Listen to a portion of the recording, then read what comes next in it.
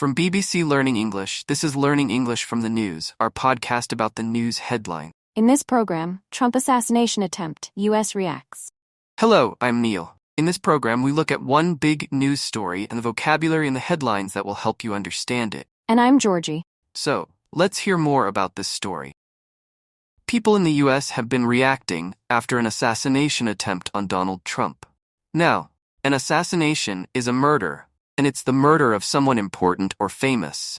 Thomas Matthew Crooks shot at Trump as he spoke at an event in Pennsylvania, injuring the former president's ear.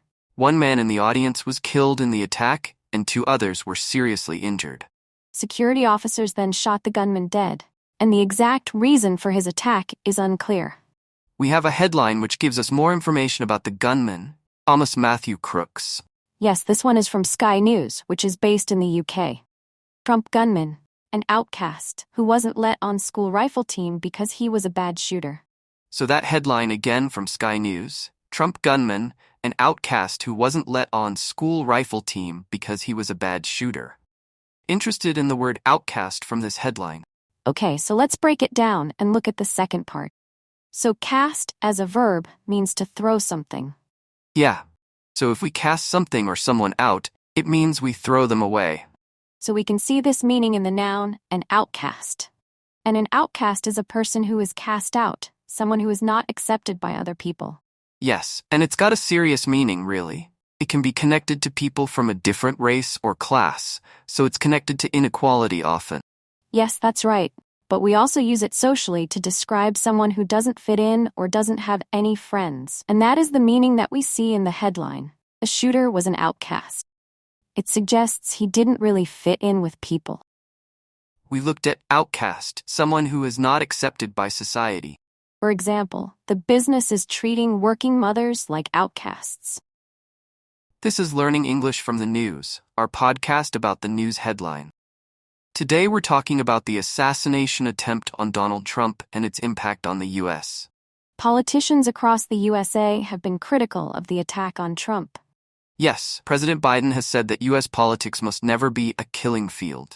And there are concerns about how the violence will impact the U.S. elections in November, where Biden and Trump are due to compete to be the next president. Let's have another headline. This headline is from the Financial Times based in the UK, and it is, America is staring into the abyss. Let's hear that again. America is staring into the abyss, from the Financial Times.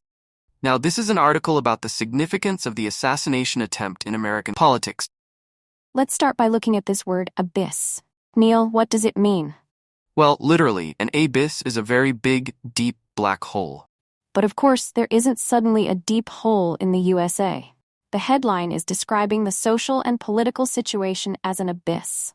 Yes, and that's how we often use abyss, metaphorically to describe a dangerous and powerful situation.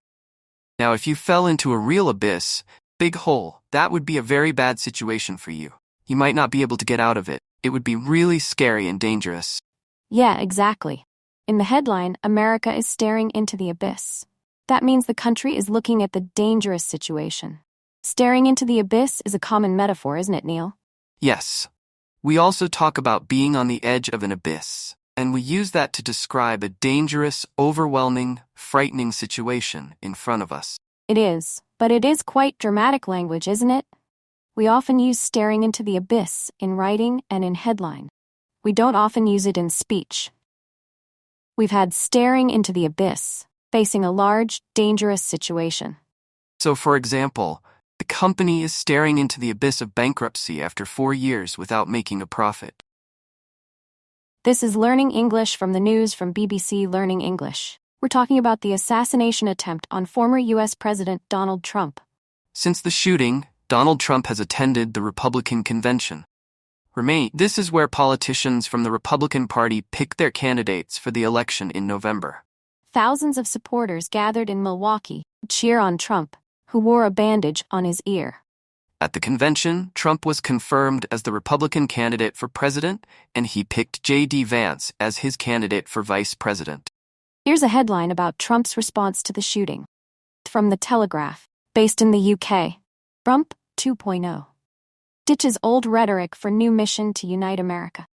That headline again, Trump 2.0 ditches old rhetoric for new mission to unite America. Now this headline gives the opinion that Trump's behavior may change. Rhetoric means speech or writing that is designed to change people's mind. It's very common during political campaigns where politicians want to convince us to vote for them. Now, this headline writer says that Trump has ditched this old way of speaking, and that means he has stopped using it. Yes, but we are interested in the phrase, Trump 2.0. What does it mean? Are there two Trumps now, Neil?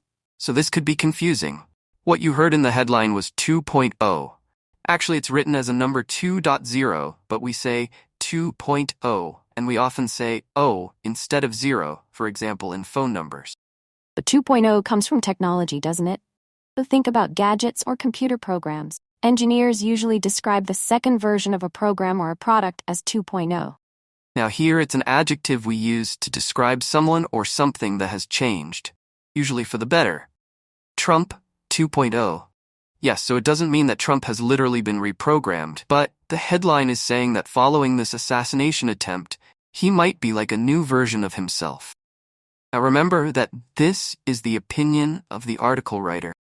Yes, now we can use 2.0 informally to talk about a dramatic change in someone or something, so we can use it in a more light-hearted way as well.